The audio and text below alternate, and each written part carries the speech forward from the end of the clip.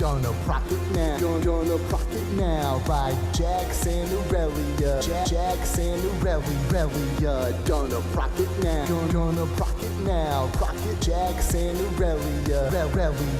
TForce. Welcome to the rework of the TForce. Now we going hard cause we bumping at the beat source. It's a 3-course dinner of dudes bringing the news and stats, interviews and casts from the pro scene. So fresh and so clean, like you're leaning with Nami in the bot lane. Keep it hot like brand, practicing his dot game. Give it to you easy like you're Resi in a bot game. Imagine Draven at prime time. Now ulti like LeBlanc can copy that 4 times, but manlier. Knock it up like now fight planning a family-er. You gotta be tuned in like Sona on the ad wall. Get on the chat call. Can a podcast really be all that? Of course. How do 4 guys make a Triforce? Hey guys, welcome to Trinity Force Podcast. My name is Adam Ponophobia Cogswell, and I am your host for this evening. I am joined by 4 guys and 1 girl for this lovely episode number 241. Did I get that right? Yes, you did. I believe so. Well done. Holy crap. That's a lot of episodes. So, joining me is the normal people, Declawd, Punch, Chira, and Daze. Howdy. Hey, how's it going? Good, good. And from the LCS Rundown, Tsepha is joining us. Happy to be here. Great. Tsepha. No, I remember before the podcast, I asked him how to say it, and then I told him to do it the Tsepha. exact opposite of whatever he says. Oh, I missed that part. But So, Aphis? Yeah, yes. Oh, wait, Afset or Apist. something. Apist. A pest. Oh, Oh, wow. pest! It's a pest. That's his name. I like it. He's a pest. All right. That's perfect. Yes. So Tsepha is joining us. As I said, I'm trying to get more people from the LCS Rundown to join us periodically because I want to give more love to that show. As we said last week with Mitch, who joined us, those guys are doing like the best job they have done. Yeah, you guys they've are doing really awesome. come into their own. They've really come into their own recently. I'm so flattered. Yeah, Yes. so we want more people to listen to Tsepha. We want more people to listen to Mitch and Mott and Tom and Don't listen to Mott. That's not true. Don't listen to Mott. Everyone else, yes, Wow. but don't listen so much to Mott. So when is it? When do you go live? So normally we go live Sundays at 6 p.m. Western time, 9 p.m. if you're on the East Coast. This last couple weeks have been tough. Mott was at PAX this week, and with all the crazy weather that's been going on both coasts, we've been a little bit shut down. So the broadcast is pretty consistently coming out on Tuesdays for the recorded version, and we try to go live Sundays, but sometimes we just end up recording on Monday instead. So it's a little all over the place now, but you can be sure that this coming weekend, with IEM going on in the next couple weekends, we will definitely be live Sundays at 6 p.m. there you go. Excellent. So if you guys want to check them out, they're live. The YouTubes will be coming back in a more reasonable fashion. It's really been you guys have had to deal with. Someone left the podcast. Greg left the podcast for his real life, and you've had guests and whatnot rotate in and out. So it's been kind of hard to get something locked down. But the podcast is coming out every week, and like we said, you guys have really come and found your stride. And Mod has stepped up recently and taken care of that. So enough circle jerking around the LCS Rundown. Let's move into some stuff about the Trinity Force proper here. First and foremost, I want to give out a couple shout outs and discussions and donations, and then we will move into what our main meat and potatoes, or Rotatoes as this podcast is called. First and foremost, we have been nominated for a podcast award. Remember, guys, the Gaming Podcast Award. Go to podcastawards.com. Go look for Trinity Force Podcast. Put your name, your email, and what you are, listener, podcast, or whatever, and press submit. Send us a screenshot of that after you verified your vote to contest@trinityforcepodcast.com. Every time you send us a screenshot of that, you have one more chance to win RP. So the more times you vote for us, the more chances you have to win RP. And I'm going to pick at least 3 winners for RP at the end of this month, regardless of if we win or lose. $30 in RP is going to go out to people. The shameless If bribe. you win, good luck. So long as we win, we don't care. Yeah, and We'll if we do win, whatever it takes. If you win, we win. right. And that podcast award, if you guys remember last year, that was on a Tuesday night, and Stephen, now we want to get everybody together on that Tuesday night, get like 12 of us all together, like we did that one time, and re-stream the podcast award and make fun of people, and then when we don't win, we can go, we can all go off and do our own thing. This will be great. I love it. If there's anything I've learned from 12-person podcasts, it's that you got to have legitimate, interesting discussions. And by that, I mean Adam yells at people and like everyone gets to say like 1 or 2 sentences. And that's 12 people is a lot. It's great, but it's a lot of people. Oh, it's too many. A lot of talking over each other. It's a fucking shit show. Hell, even 6 people's a lot of people to have on one show. So this will be an exciting night. Don't forget, we are selling T-shirts. This is your last week to buy them. By the time this podcast comes out, you'll have 7 days left to buy a T-shirt. Teespring.com/KingDC. Go buy a King Declawd T-shirt. You directly support the podcast by buying one of those. We've sold 25. Our goal is 50. But if you buy one, you get it anyway. And so Tsepha knows a lot of stuff at LCS Rundown. We're going to have a really awesome T-shirt coming out here for the LCS Rundown. And Can you guess what it's going to be? Hold on, it's TEE Spring. Yes, just to T. clarify. So Tsepha, Spelled can like you a guess T-shirt. what kind of T-shirt's going to come out for the LCS Rundown? Man. Well, okay. Does it include a hashtag? No Mott hashtags. Fuck that. Okay, it's either going to be Aw. I'd buy horrible one. Mott transitions, and for those of you who aren't familiar with the show, Mott will turn anything to transition. Just mid-sentence, we'll transfer to another topic. It'll be like, speaking of T-shirts, good. he'll set himself up, so that's pretty bad, and that would make a great T-shirt. Or it's going to be something to do with Optimus Tom's hate of Poppy. Oh, there it is. Haven't we tortured the man enough? No, because this is going to sell like hotcakes. You guys are going to love it. So that's coming out eventually. teespring.com/KingDC. Lastly, before we move into the Meat and Potatoes podcast, if you'd rather donate to the podcast rather than supporting the podcast, you're buying a t-shirt, you can go to trinityforcepodcast.com/donate. It helps take care of server costs. It helps take care of the redevelopment of the website. Like I said, it's coming here very shortly. It helps by punching out some real headphones, ones that look like he's from 1992 again. This is the first time you've mentioned that. I can get better headphones. No, I'm just giving you shit. I just found these in a drawer and I'm using them. We know. That's why you brought it up. What happened to your earbuds, Chi-Chi? Come on. My computer is too far You away look now. like DJ He's Sona. sitting in a recliner. He doesn't Anyway, care. Yeah. speaking of earbuds, this is what I'm going to buy you guys with. See, I did the bot. All right, so job. we had $5 come in from Captain Fixit. He donated specifically for episode number 239, where we interviewed the Copenhagen Wolves site coach. He said it was golden. I learned a lot. Keep up the great work. Thank you, buddy. Thanks, buddy. Rookie Can I donate. just comment on how we have a donation section of the doc, and yet you put all of the donations under news and discussions? I don't know how I did that. This is Anyways, what we go have. back We don't to have Netflix. being productive. This is what happens when Dom leaves the podcast. Like everything just goes to shit. Ricky donated $5. Says, "You guys rock. Thank you so much for being patient with me and taking the time to review my record review to replay for him." So he donated $5 for that. Michael donated $50. Says, "Call me when you guys make a zip-up hoodie." Ooh. Okay. Nope. All right. We can't do that. Well, next time leave your number and I'll call you. Jeez. Yeah, I was about to say, what's your number, baby? We'll get right on it. You should get sports jackets, sports TForce Network. I've thought about it, like the TSM style jackets. Yeah, they're super expensive. I will say What we about would need to Gravity sell a style? lot of them. You should get the leather jackets, like Gravity there. We should get leather jackets. Become like a biker gang. Yeah, I was about to say, get a bunch of street bike jackets with Where our you can logo barely on it. move your arms to play. All right, and then Bradley You look cool. he donated $50. He did this on Saturday after a successful Bronze Boot Camp game. He actually gave Haberdashing and Seagrove, I believe, both mystery skins as well. So this guy, Oh, cool. thank you so much for helping Very out. generous. Thank you. Thanks. That's it. If you want to donate, you want to hear your name read on air, go to Trinity Force Podcast /donate, trinityforcepodcast.com/donate. Now into the meat and rotatoes of the podcast. What we are going to talk about here, starting first and foremost, is after a long weekend of SoloQueue, and I say long because I spent 10 hours playing SoloQueue on Sunday, I realized that there are some issues with SoloQueue, and one of those being rotations, and also playing with Tsepha a lot, because Tsepha seems to just like grab a hold of a game. It's like, go here, go there, do this. And I was like, this is perfect to have him on because he can talk about rotations. And like, he watches so many pro games, like he can just talk about it. So what I want to talk about is how to rotate in the game, what you should be looking for, and then we can talk about SoloQueue and how you can guide people in SoloQueue to do that. But first, Tsepha, I'm going to put you up here on the pedestal, and let's talk rotations, pivots, whatever the hell you want to call them, and what is the point of them? How are we doing them? Where are we going? What are we doing? So rotation generally refers to outmaneuvering your opponent on the map in one way or another. And I think the important concept to pull from this is that kills are the most common advantage you're going to see in SoloQueue. And it's mostly about capitalizing on that advantage. So let's say you kill their mid laner and you're a mid laner. You now have the opportunity to move across the map freely because you are an extra person on the map. And whatever you want to do with that, you can go for kills, you can go like top and try to push a tower down, you could do something. The important thing is that you're doing something. And it could be as little as placing deep wards in the enemy jungle. It can be as little as like going bot just to pressure bot. But like you being on the map when there is not a mid laner to contest you is an advantage. And you need to use that advantage somewhere.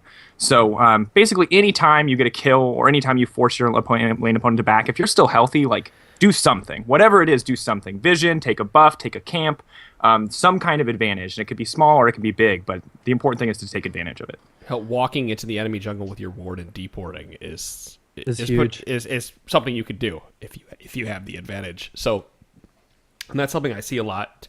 Again, I'm only basing this off of 10 hours of SoloQueue in the last week, and then whatever SoloQueue I've played previously to that. But what I see a lot of people don't do is take advantage of any spike they get. I'll consider a spike a level or advantage in lane. Completing a big item. Completing a big item or whatever it is, and they're not moving across the map properly. So I guess we should probably come up with it. I guess is the easiest way to talk about this a scenario. Let's say you force your enemy mid laner to go back. Things we can do as a mid laner to rotate, because that's really you have the map is your oyster at that point. So if you're a solo queue mid laner and you force your opponent back, you have a couple options. Well, the first thing you always want to do, by the way, before you do anything else, is push in the wave. That is the smallest advantage you're going to be able to get. If you have decent wave clear, you want to push that into tower. Those creeps dying to tower is going to deny golden XP. And even that is a small advantage. Obviously not as focused on map movement, but that's important. Before you do anything else, push that wave in. Mm-hmm. After that, it depends on what's going on the rest of your map. If your bot lane is very successful, if they're pushing their opponents in, then, Dragon's a great option, because if your enemy team wants to come contest you, they're giving up that CS and that gold anyway. And so just going to Dragon forces them to make a decision, which is what it's all about, is forcing the enemy team to make decisions and put them on the back foot. And I think Dragon would be the most notable one. If you force mid back, always look for early Dragons if possible. Turrets are harder to get, but maybe if you're playing someone who's good at taking turrets, like Zed, for instance, you can always just go for the early mid lane turret. One of the most popular rotations I've noticed was you see the jungler ganking top, so everyone else goes for the dragon. So you kind of sacrifice. If they get him, they don't have the jungler there, we can win the smite war if your jungler's down bottom near dragon. Things like that are good decisions, as long as, like a pest said, they're pushed in and they're winning the lane enough to where they can't really contest it.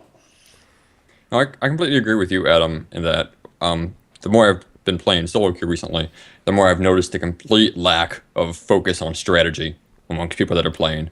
They are so God-sent focused on killing people and completely ignoring objectives. Oh, God, and I think yes. Objectives are a big focus of rotations from a team-wide sense. In my mind, a rotation as a team would be swapping your team focus from one objective to another, putting pressure on one objective, and then rotating to another objective to take that. And that gives you the benefit of outmaneuvering your opponent, getting a positional advantage, and then it also reduces the time between objectives. So if you've got good rotations and you take an objective and you've got a crisp rotation to take another objective, that increases your gold flow because you're taking more objectives quickly, which you can then help snowball your team into a lead.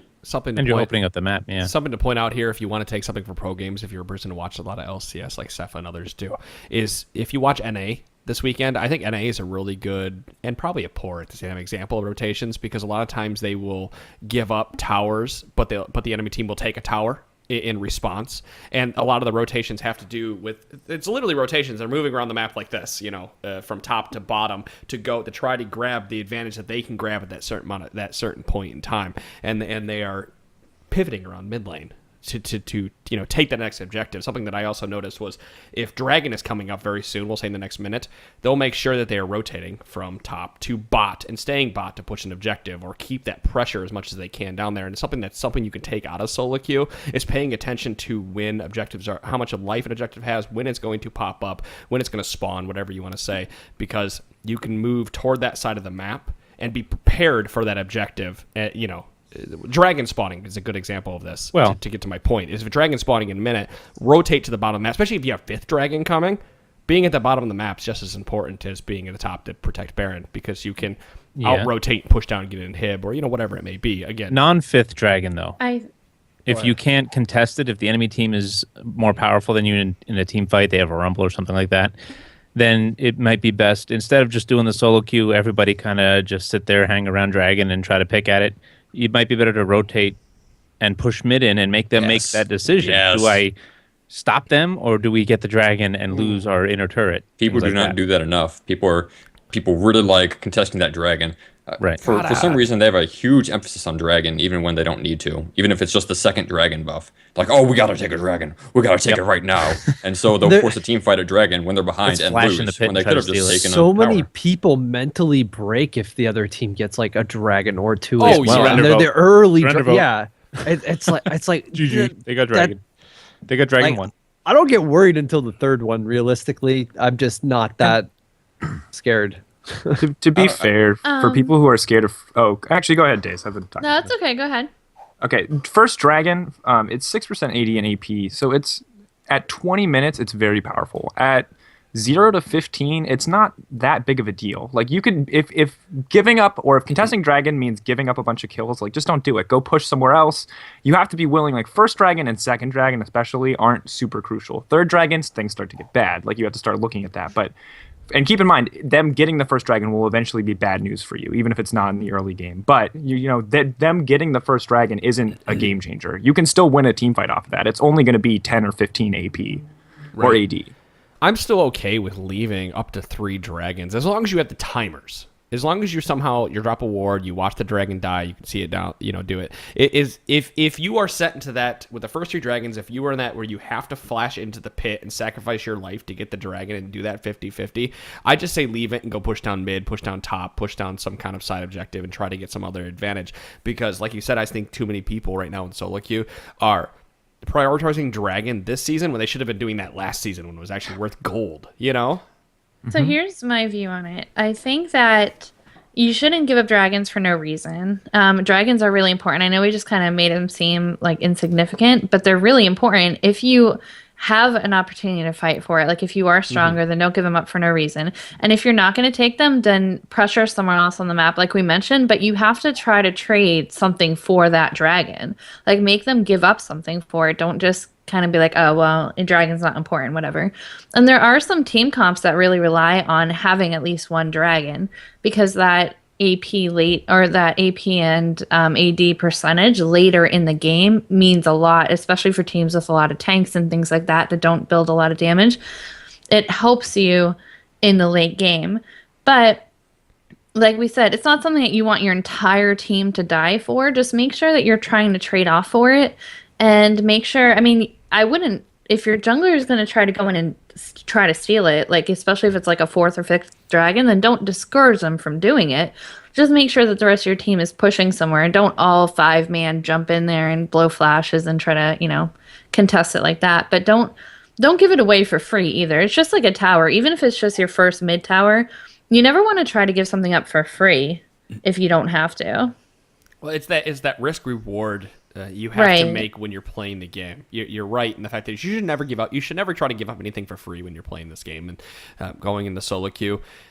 But you can't also control the actions of everybody, and knowing that if you go in, people are going to follow you. So if you're going to play that initiator, you're going to play that person who's going to start the team fight, you have to make that split-second decision, the risk reward, and that's something that we can't teach you as a podcast.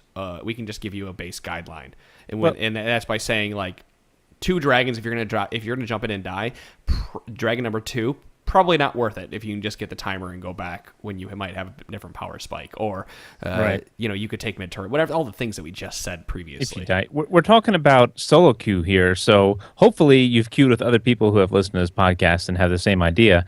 But if you're like, okay, I'm doing the right thing, I'm going to pressure mid because we're getting our butts kicked, we're going to lose a dragon. Yet everybody else is still kind of dancing around the dragon pit. You're trying to rally the troops. Don't run alone up through to the mid turret and leave them 4v5 if they decide to fight the dragon. Like it's been said many times before. I think even, was it Leviathan? Or one of the coaches said it too. And it just re-echoed what we've been saying all the time. Even if it's a bad decision, everybody doing the same thing is preferable. Follow your team. So you try to let them know what's the right thing to do, but if they're not listening, don't be that one guy saying blah blah blah, I'm doing the right thing, but you guys aren't, you guys suck, and then you leave them 4v5. Yeah, that's the key, is that if they're not listening to you, but I do think that as you were hinting at, Declawd, that you need to make an effort of trying to communicate with your team to convey what the right message is, because I think there are a lot of SoloQueue teams that are lacking direction, that don't know what to do. So they'll just group up in mid, like, oh, we're losing. we got to group up, guys. Let's just group up in mid and hope something happens because they don't know what to do. So that's something you can do just by yourself right there without worrying about your own play. Something you can do to improve your SoloQueue experience is to try and direct your team to give them an idea of what the proper play is, what the proper objective is to take, when to rotate, all that nonsense. And I haven't been doing that a lot recently, but that was one of the things that I used to get to gold and plat last season. I played with Dom, and he made a comment on it too. And if you communicate properly with your team and you do it in a positive manner, like one of the best things that you can do is lay out a couple steps. So like if Dragon is coming up, like 130 is like the perfect opportunity because you tell people, okay, go back and heal. Drag's up in a minute 30. They have time to heal. They have time to buy. The worst feeling in the world is you call, okay, Dragon in 30 seconds and someone goes, oh, I have no health. And then they go back and then you can't prepare for Dragon. Or go, you know, if you're winning, go, okay, guys, let's go ahead. Let's take mid inhib, and then we can go take Baron. And if you give people like a couple steps and they have like an overview of what they want to do and like an overall plan as a team, and you're communicating it positively, then it'll be a lot easier to get people to go in the right direction, and you'll have less of that fanning out and like going to take Raze while everyone else is Baroning or something of that nature. What do you do when you see someone straying off of... Like, most people are listening to you, but one's sitting there doing wolves, for example. Will you backping him? What do you do to try to get that player in line? I forget what coach it was, but there's an LCS coach who said 3 pings is a suggestion and 5 is an order. And if you ping and you do it, you don't do it all the time. Like, don't do it for just random crap.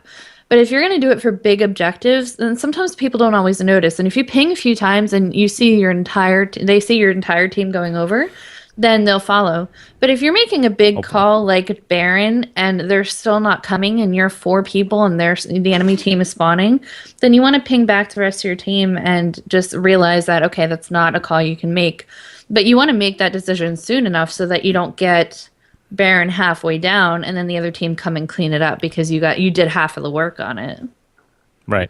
Like when that AD carry is, I'm split pushing, blah, blah, blah, blah, blah, I don't care what you're doing, and there's 5 people on Baron. And I like that. You tell the rest of the team, back, we don't have our carry. Back, we don't have our carry. And, I mean, you can do things like tell them, okay, no one show bot, because if we show bot, then they're going to take Baron. And then, or tell them, hey, if someone shows bot, let's take Baron real quick. You know, if one of their AD carry shows up bot. And if you do things like that, then when you sound like you know what you're doing, people are more likely to listen, and people will be watching for that stuff. So there's a lot of times when someone will show bot and nobody will do anything about it. But if you guys all have the same idea, then even if you don't know, then someone else will ping that they're down there, and then your entire team will go. It becomes more of like a team atmosphere when you guys have a plan. One of the things that I've noticed playing here, and something that other people can take from this, is that you don't have to write long form sentences to communicate. It can be as simple as D130 with a couple pings, or bear 30 seconds with a couple pings.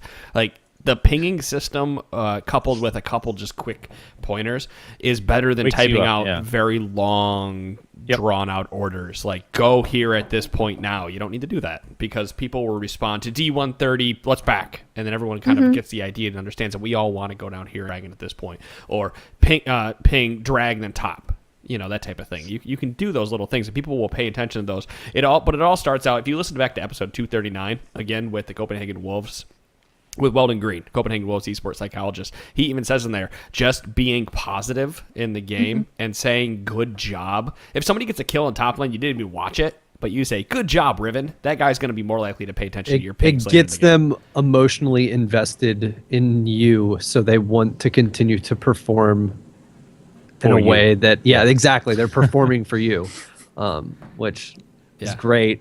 And hopefully you didn't rub them the wrong way. Hopefully you didn't rub them the wrong way in the early game, so that when you ping 5 times, they don't start talking shit to you. Right. It's all about setting up your role in the team. So if you're positive the whole time and you're being helpful and you're being encouraging and you call for something later, then people are more than likely going to respond to you. If you were a complete dick and bitching everybody out for 20 minutes, then people are literally going to do the opposite of what you want them to do just to piss you off. Yeah, especially when you ask why something happened. Who cares? You know, Don't ask him why. Oh God. Why did you do that? I'm going to sit here and explain exactly why I made this Let's ask mistake. Chira about this, who admittedly told me the other day that he needs to quit being toxic in games. No, Chira. I said I need to stop talking to people in games. You need to quit being toxic in games. No, and Tom even says I always have to remark if somebody starts saying something to me. I don't know what it is, and I've been way better recently. And when I'm playing ranked, I just mute because I don't want to deal with that shit. But like, if you mute people, you can still tell them what to do. By the way, that's exactly it. But it's sometimes say it's just not gratifying if you can't see the shit talk that's coming back at you. I don't know. I'm weird. I love reading that crap. It's just funny to me. But I will say, as like bad as that is, I'm also the first person that if somebody gets a cool kill or something, I'm always like, that was great. Like I was playing AD carry the other day, and I don't play AD carry often, but my support got me a double kill early, and I just put on my dick sucking hat and started throwing out the compliments. He put on his lipstick, you mean? And no, it was great. You have a hat for that, huh? I swear, Where is it? I swear that support went from playing like pretty well to just laying down the smackdown like it was nothing. And I think I went like 9-0 for that game. But I love when people if I love arguing with people, but I also love that if you can get somebody in like a good mood when things are going well, right? They'll perform even better. if they like make a mistake or something. Like I've been really nice to people, and then they'll screw up because they'll get a little overzealous and they're like, "Oh, I'm sorry." It's like, don't apologize. Like you're doing great. Like just reel it in a little bit and let's go back out there and get some kills. I'm okay with the apology. I played a mid-Annie game the other day where I was down 2 levels at one point, and I had like only a death cap at 27 minutes or something. Like I was just getting my shit pushed in, and I just apologize if I died. Sorry about that. Whatever. I'll also say that if you screw up and you say that you like I screwed up before anybody can say anything, it completely takes the wind out of the sails of whoever wants to talk shit. 8-mile rap battle thing. Like they're in the middle of typing an angry response, and then you apologize before they can finish, and they're like, except for you're a Chira, then you're an asshole. Like a jerk. All right, so well, that's why they call him Well Done Green, by the way. Let's move forward with this conversation a little bit. Tsepha, do you have anything else to add to rotations or anything that you can see players do a little bit better, or something you've learned? I will say that one of the most important things for me as someone who plays a lot of jungle and support, and you can do this as a mid laner or a top laner too, is that vision is, as we mentioned earlier, kind of one of the smaller objectives that you can get in deep wards, and people tend at most ELOs, wherever you're at in the rank ladder, to respond to vision reasonably well. In that same way that if you see people bottom, Baron becomes much more appealing as an objective. And so a lot of what you can do, even non-verbally, is place deep wards, be the best you can about vision control, and teams will usually respond. Because like if you see someone doing raptors or race or whatever you want to call them now, and your whole team is like sitting on the opposite side of the wall, they will kill that person. They will make that pick, which can turn into something. Like, normally they wouldn't. Normally they wouldn't be aggressive. They might play scared. But if you have the vision to make plays, people will generally make plays. Is it always going to be good? Yeah. Oh, also, yellow trinket is what's good right now. If you are not a support, assassin, mid laner, or a jungler, upgrade your yellow trinket. Right. It's really good. Yeah, as if we needed another reason to harp on vision more on this podcast. Right. Vision is so insanely important for rotations, not only because it helps you set up your rotations, but it can also allow you to counter the enemy team's rotations. If they're moving through the jungle to go protect a turret that you are putting pressure on, you can intercept them on the way and then kill them.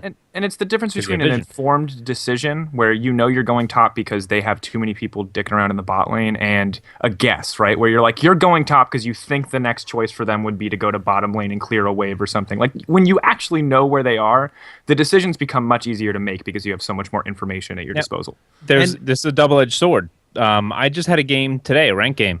I was playing Sejuani, and I had smote the chicken. And then I went back, because this was level 3. I went back, grabbed my Trailblazer, and then I headed over to blue. And my chicken thing procced up. I saw a ward right on blue as I was doing it. I killed the ward, and I figured, okay, now it's dark here. And Nidalee came in anyway. Nidalee came in to try to steal my blue and kill me, but my Kennen saw that, and because he had vision down in his river. He saw her disappear into the fog of war by me, and he came running down, and we got first blood. We killed him. And it was, so you have the vision and it goes away, don't blindly rush in. Make sure you maintain that vision if you can. But if something happens, you got to adjust as the game goes along. And if you do have that vision, whether it's in your jungle, the enemy jungler, or whatever, and you just happen to see somebody walk by on the fringe of that vision or something like that, ping where they're at. Right. Because people aren't always paying attention, even if they have the vision, like especially at lower elos. I mean, even playing with some of the people that are in this call right now, like there are plenty of times where they'll be busy trying to trade or something and they won't see just the edge of somebody who walked past. And I don't know how many does it. Yeah, I just anytime you it's see not the some jungler. of the people in this cast. It is everybody in this cast. I do it all the can't tell time, and I you- hear the ping. I'm like, oh, yeah. Well, and that's the thing. Like jungling, because I'm paying so much attention to the map too. Every time I see somebody that isn't where they should be, I just ping. Because I do wakes that you kind up of a as a little bit. mental. Yeah, it's a mental note to myself. And then anybody who's not paying attention is like, oh, they associate the sound with something's going on, and they'll look down and focus Yep. on that. So Boy Who speaking Cried Wolf. of pings, real never quick. back ping because you want CS in a lane and Oh. someone's there. That'll make people disregard your pings the rest of the game. So That just- sounds like a trolley thing that you'd be doing, the back ping to get people. a lot of out your ADCs do that. Back ping. You get out of my lane. lane. I don't give a fuck. So. Take my CS. I'll get the next wave. Right. I'll just I I'll just three. continue AoEing down your wave at that point. Exactly. It makes you pissed off. Listen, I see the stuff with like the look. Like I'm not Just happy with it. Sometimes you should be giving your ADC the CS. That back ping, I agree, is obnoxious. But sometimes, if your comp has very little damage and your AD carries your answer for your win, sometimes you got to give them the CS. Well, But I'll just silently judge you. pings don't But back help. pinging only pisses them off and makes them wipe the wave even more. Well, let's be fair. You shouldn't be backpicking anybody to get off CS. You should know to give it to the AD carry if he's in bottom lane, for the And most part.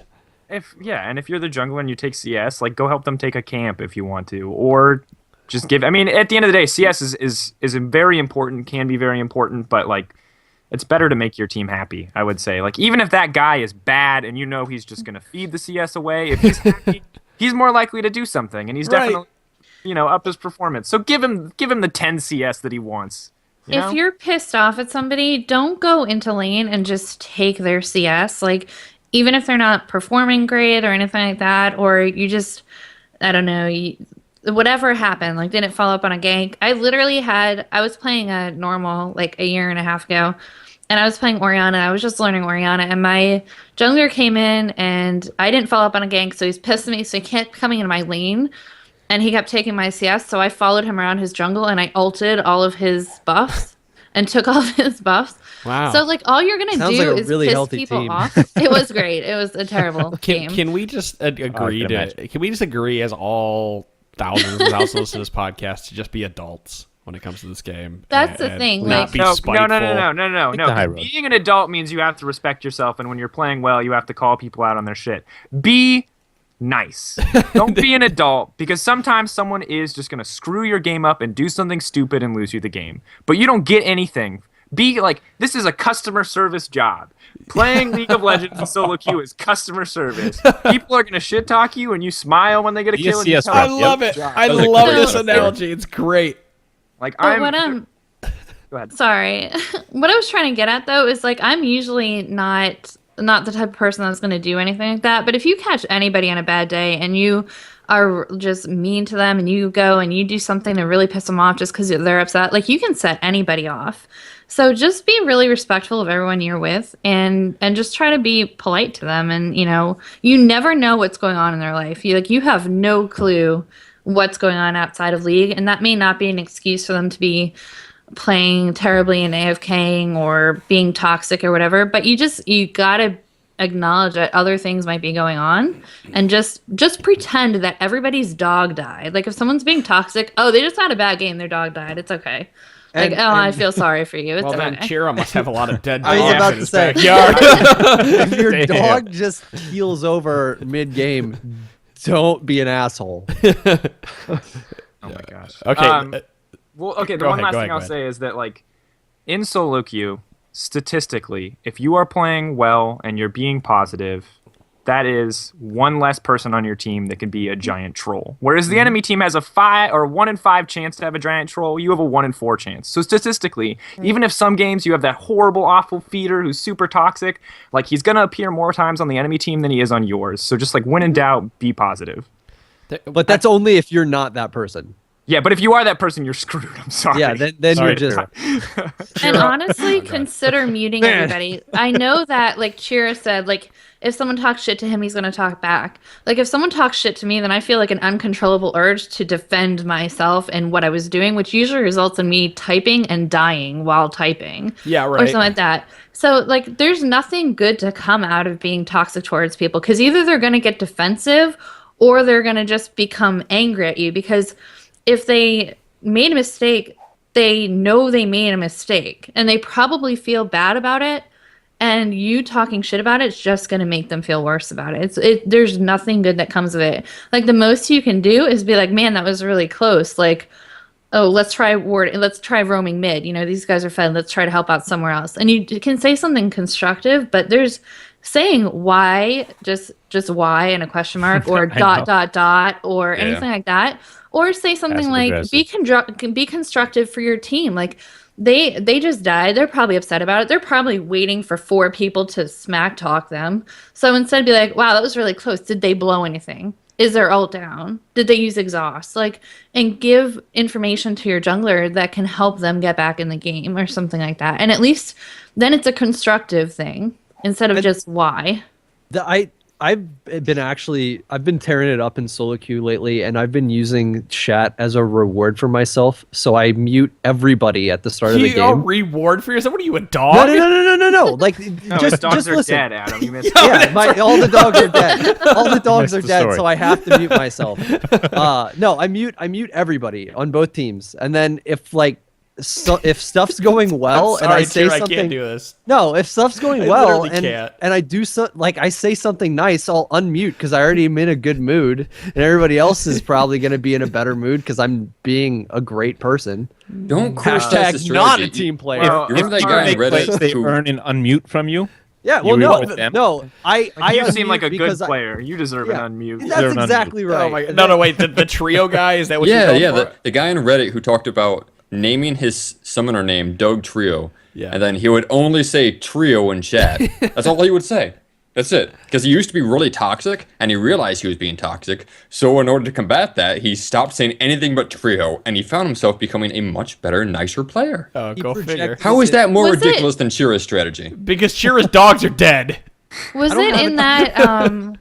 Was it in that coaching, the sports psychology episode where they were talking about the person who is just really, really, really toxic? So like in Skype, like he would get really frustrated with people, and in Skype he would be like, "Oh yeah, great play," but then in chat he would write it, and it sounded sounded positive. That's my okay. Yeah. I thought I heard it on this cast, but yeah. No, I definitely brought that up.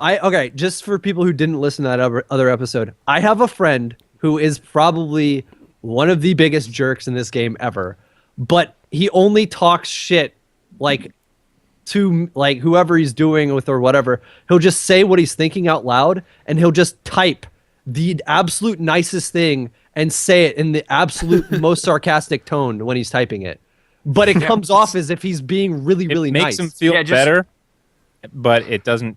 A lot of people feel better when they get to type their thing and say their piece and insult somebody. So it makes him feel better, but he's not actually being toxic to them in the game. That's a good idea. And it's surprising how well it works for him. I mean, the kid was like, all right. I'm gonna give Tsepha the last word on this topic before we move into the next one. Okay, so this came in as a topic about rotations and map movement and SoloQueue, and it turned into kind of a discussion about taking care of your team and being positive, which is honestly, in SoloQueue, very important. But the last thing I'm going to say about map movement is, as you move up the ladder and as you get better, the way teams move around the map is going to improve just because people have more game knowledge, they have more mechanical skill. The important thing I will say about it is, just be aware of what your options are, and at the end of the day, get as much information as you can and do the best you can to use the information at your disposal, whether it's vision, whether it's cooldown timers, whatever it is.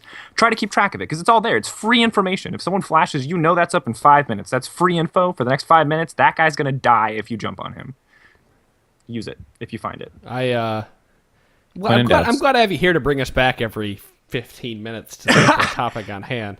Well, it was a good discussion. I think that, honestly, the discussion we just had is more important to winning SoloQueue than moving around the map intelligently. But Yeah, but rotations get more complicated, and I think you learn the more you play too, just in general when it comes to that was my problem with this conversation starting was we started it out and it moved into other pieces, but that's because there's other things that affect rotations than just it's SoloQuue element. And it's SoloQuue. And I don't know what you're talking right. about. This and whole you know thing what? transitioned into shit on Shira Jaden family hour. So let's just Like let's it keep all that these going. guns. Yeah, right. Whoa. But no. I like how we're talking about wards. And Tsepha was putting a lot of emphasis on wards because potatoes have eyes. So, Rotatoes, you need to have eyes. Okay. Every time Thanks, you say Declawd. Rotatoes, I really want you to come out on like a Scooby-Doo things where you just change all of the, like, I don't know why, just everything to ours. Well, and just that's go only with it. because you want somebody else to have an Because it sounds accent like on the podcast. no, but that's not you. That sounds like so when Scooby-Doo says potatoes, like his changes a says P to an potatoes. R, and then I just want all of the T's changed also. Rorado? Railroads? They were out to See? do it. See? Right. And the other thing I will say is that the important thing when you're learning anything in League of Legends about the game itself, not about like emotional stuff and taking care of your team, is to try to develop a baseline understanding and then to ask critical thinking questions like, why am I doing this? Why is this a good decision? Why is this LCS team doing this? Because Why, not if you how. know why they're doing it and why they're doing it, then you will figure out how to do how, and how will come naturally. Because I can go into a game with a friend of mine who's maybe like a little bit low on the ladder and say, do this, do this, do this. And he might win that game, but the second I leave, he'll either try to do the same thing again and it won't work because the situation's different, or he won't do it at all and he's going to lose that one. I mean, it comes down to critical thinking and just asking relevant questions like, where do I need to ward so that we can get this dragon? Where do I need to be so that my AD carry will live? What do I need to do in this team fight to make my team win? You know. Let's go back real quick to episode 239. That topic was one that popped up. If you haven't listened to that episode, please go back because you talked about Freeze. I believe it was Freeze, right? Chira? Is that the guy's name? I think so. Who went That from you carry for the Copenhagen Wolves? Yeah, Yeah, that's who went it. from nothing to challenger in 4 weeks or something In like like a that, month. and then onto an LCS team. Yep. But he was basically saying this guy, he watched YouTube videos. He watched this and he said, why, not how. He asked, why did you do this? Not how did you do that awesome flash over the wall play, but why did you decide to do that? And I think that's something that, unfortunately, this podcast it's very hard for us to tell you why for some scenarios because they need to be shown to you. And that's why we're trying to give you things like Bronze Boot Camp and Battle Arena SmackDown and replay reviews and whatnot. Ask That's yourself exactly why. Don't ask your teammates why. Right. Ask yourself why. Like Right. why? Look at yourself before you look at your teammates. What can I do better? How can I perform better? What do I need to do? Because that's what you have control over at the end of the day. Right. You have no control if that person's going to listen to you, but you can always control what you play and what you do and what your impact on the game is. Yeah, something I will So- do. Sorry, go ahead, Dave. I'll let you. I was sorry. I thought we were finishing up. Oh, with no, we that. are. I want to like. I get asked all the time, like, how do you carry as a support? How do you get out of bronze as a support? Like, how do you make an impact if you don't have damage and things like that? And if you want to know how to carry as a support, you listen to this episode and you listen to it over and over and over. Because if you control objectives and you control the morale on your team and things like that, you will win games and people will listen to you. And if you really pay attention to timers and you start watching videos and figuring out rotations and how to have objective control, like that is an incredible way to carry as support. Even if you go just a Janna or a Nami or someone who is strictly, there for utility on your team. Like that's how you do it. You do all of these things that we just talked about. Jungling too. I think it's really important, like that objective control for jungler. I'm sure Chira can big vouch time. for that. I wanted to bring up And- something Yep. earlier about that. I wanted to make sure to talk about rotating between lanes after a gank. Where do you rotate to? What is your actually- next The objective? number of what are junglers you I played with thinking? who were in top lane when Dragon spawned made me quite upset. I answered a couple Twitter questions about that today specifically, so that's kind of funny. But yeah, Well, first It's and just one of foremost, those sorry, let me put this out here. Go I for it, want yeah. to say something for you so that you can talk off of this, is that every piece in this game is like chess, where you should try to think a step or two ahead of everything that you're doing. Once I take Dragon, I'm taking Tower. Why am I doing that? Because X and Y reason. And reason with yourself to do it. Now, this brings me into the jungle discussion, which I'm going to let Chiro talk about, is when he ganks mid, his next thought is already planned ahead. If I get a kill mid, I'm going here. If I don't get a kill, I'm going back here, correct? Right. You may be subconsciously thinking it, but you're doing it. Right. Yeah, no, a lot of it's muscle memory just because you've been in this situation so many times, and the only way you can really get it down, like, so you're doing it really, really quickly is just by doing it a lot of times, seeing what works and seeing what doesn't work. So it turns into sort of a situation where the game turns into this massive flow chart, because as a jungler, you have way, way more freedom to just go around the map as compared to everybody else's, like, at least in the first 15 minutes or so.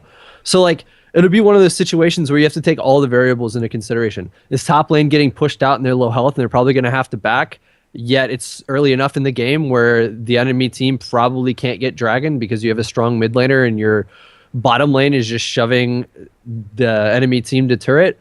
Well, then you should maybe look into either ganking mid so you can roam bottom or top or whatever you need to do, or start farming the jungle on the top side of your jungle. That way, if your laner backs, you can go up and soak up some of that gold. It's all about, like, maximizing any opportunity that shows up during the course of the game. And those opportunities are intermittent, and they don't happen every game at any specific time. So again, you just have to kind of get a feel for things. But it'll be a situation like, if I go into mid lane to get a gank and I get the kill, I might just back off or go into the enemy jungle, take their raptor camp so that the enemy can't take it and potentially gank my mid laner soon after that. We might get a kill mid lane and I might just help shove it out to turret because we have somebody like Zed who can push turrets pretty quickly. And if the turret in mid's done and Zed can roam wherever the hell he wants, he's likely going to get fed if he meets anybody on the map 1v1 or he shows up into a 3v2 situation. So, like, again, every single thing that you do turns into this happened or this didn't happen. What's your next move? And it's not even necessarily that I have something planned out. It's just that I've been in enough situation with the, 1,400 probably at this point game, like, wins that I have, not even mentioning like games I've played, where it's just I've seen a lot of games, and this, like, I know what I'm gonna have to do next when I do something to end up winning the game.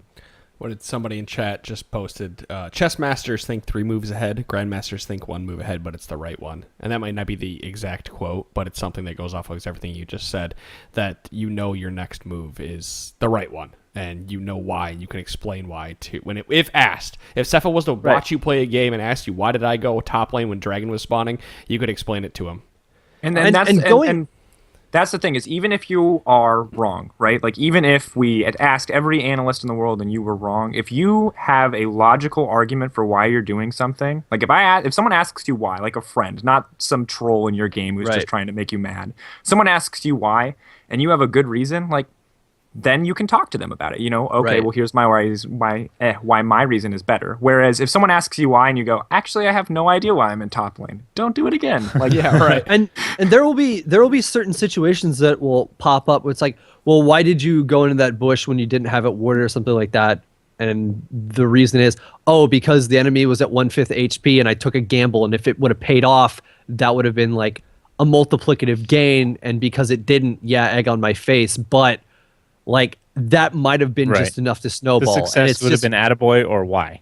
Right. Attaboy or what the F. That's exactly it. There are certain situations where if something, like, you take a risk and something goes extremely well, everybody's like, holy shit, that was awesome.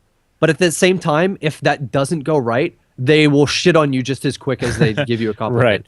So I like how you mentioned in the rotation whether you should farm your jungle or not, because I was watching that Cloud9 game, was it yesterday, against Dignitas, where Meteos was playing Sejuani, and it was against Zingy's Rek'Sai, I think. Yeah. And Rek'Sai was running around trying to gank lanes, and he wasn't being successful, but Meteos just kind of stayed in the jungle, farmed, and even the cast was like, where's Meteos? Why is he in the jungle? Yeah, he had a 30 CS lead, and with they Rangers did the math on it. Getting the extra goal off the big monsters. Exactly. With they mentioned that too. Exactly. Yeah, so I think it was that was the right decision.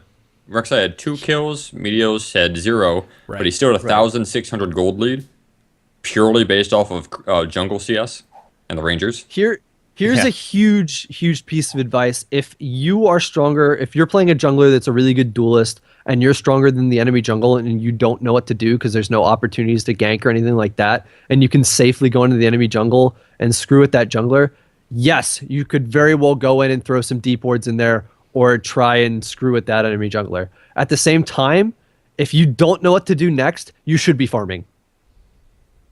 When in doubt.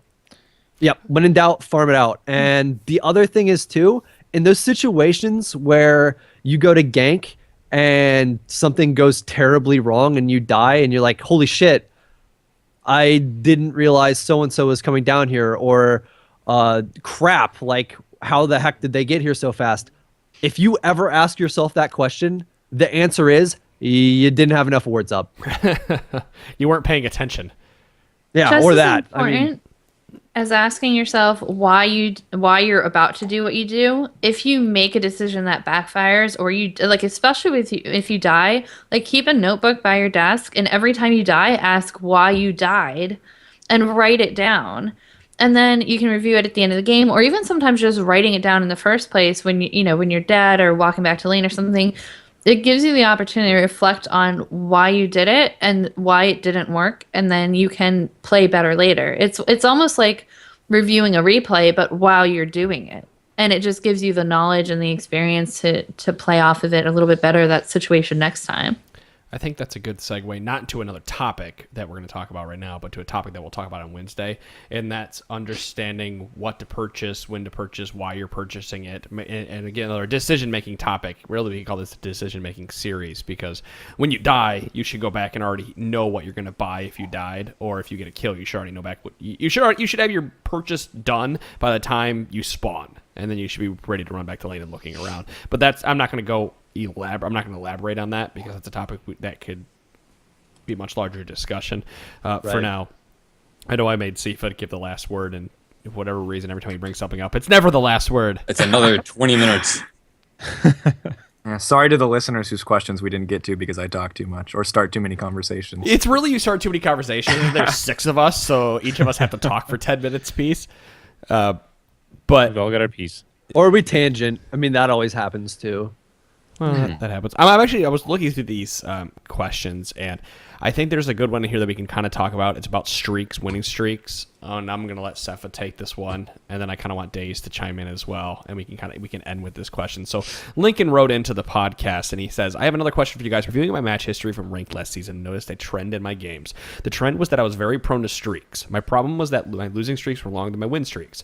So far, I've tried to take a break from ranked for losing a game so that I don't play on tilt, but I find that I struggle with tilting a little even after waiting until the next day to play ranked again. So do you have any tips for mental fortitude? What can you do to prevent tilting when you've lost a couple? Wow.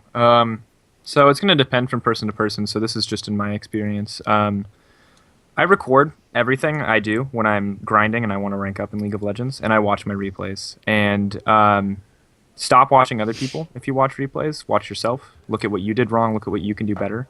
And understand, really take a step back and look, and just know that every game you play of League of Legends, you're probably going to learn something, or you're going to get better at something.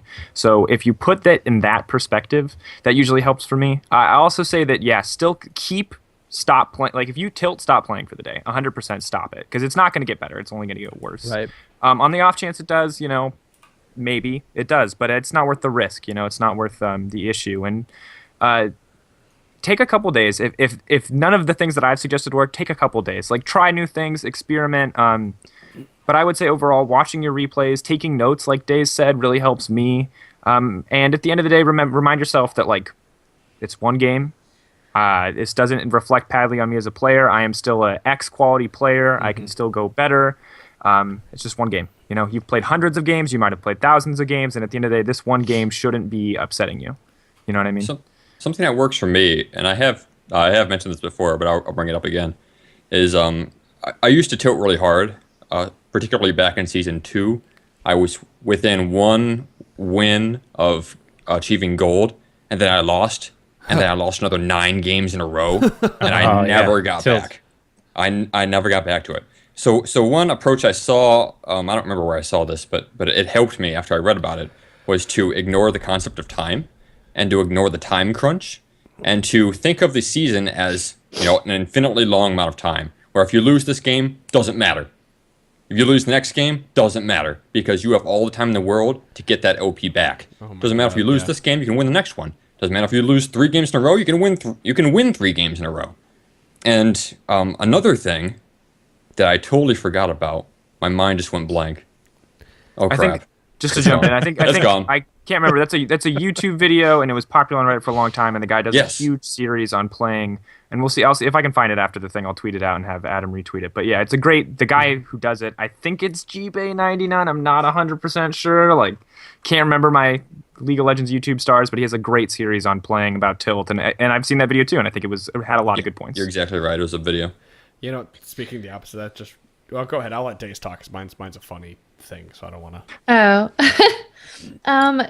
In addition to everything they said, because everything that they said is really important, and like Tsepha said, it changes a little bit depending on like what motivates you, how you respond to different things, how quickly you go on Tilt.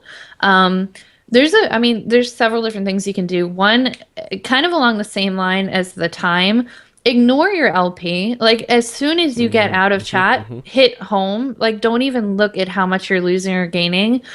That's what I wanted to say. I swear to God. Yeah, at the beginning of the season, I didn't even look at the OP I got, and I actually did very well because I completely ignored it.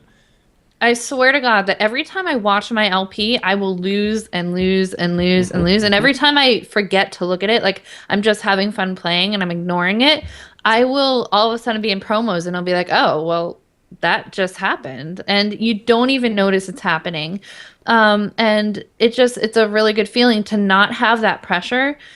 For example, so in ranked, I'm still like 15 wins up on my losses or whatever, but I went down from like plat 3 to plat 4. So like it's a little frustrating to be like up on wins and losses and to still like fall back a little bit. But the LP is so volatile. Like, you can be winning a ton and all of a sudden you'll lose more than you gain for one random game.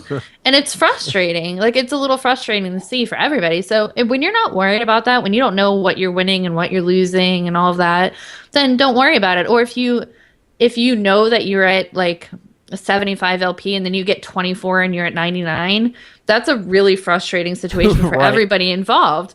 So, and then you get frustrated because you're like, man, I have to get this one LP, and then chances are you lose the next one. So if you don't know where you are in LP, all of those situations that happen don't matter anymore. Or if someone pisses you off in game and you go on Tilt and you lose 20 points, it just becomes, man, that was a rough game, instead of, wow, that asshole lost me 20 points. It's just, wow, that was a tough game. Let's move on, or something like that. So that's a good thing to do. And then if you like other game modes, like playing ARAMs or something like that, like get some friends, go play those. Like, it's still a fun way to play the game. You can work on your mechanics that way and still like make progress, but you can have fun and laugh about it. It's not as stressful as playing ranked. Or go play other games. Like, just about any game that you play will help you work on mechanics and things like that. So you can still feel like you're making progress in League, but you don't have to necessarily go back into that environment where you're upset about something.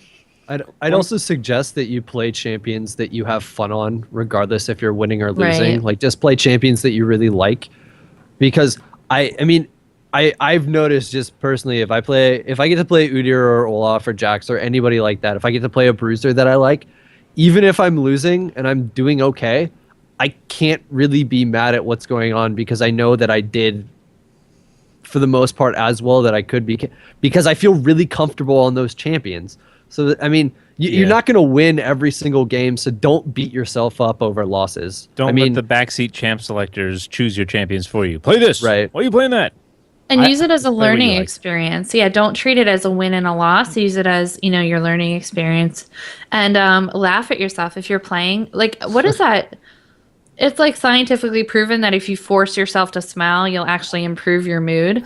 Like, if you can laugh at yourself playing, like if you make a really stupid death and you can just laugh about it and move on, you'll actually decrease your stress level, because you're not thinking the whole game, man, I cannot believe I got pulled by that Blitzhook, which is my most common frustration when I do it all the time.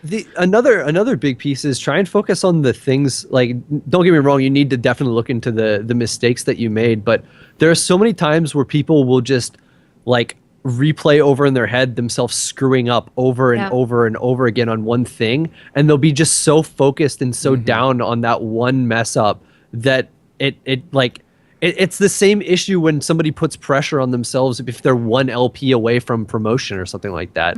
It's that you just have to let stuff go. Like that's the biggest. Take your pride and your ego out of the equation, I think is in the the thing. I promise you'll feel way better.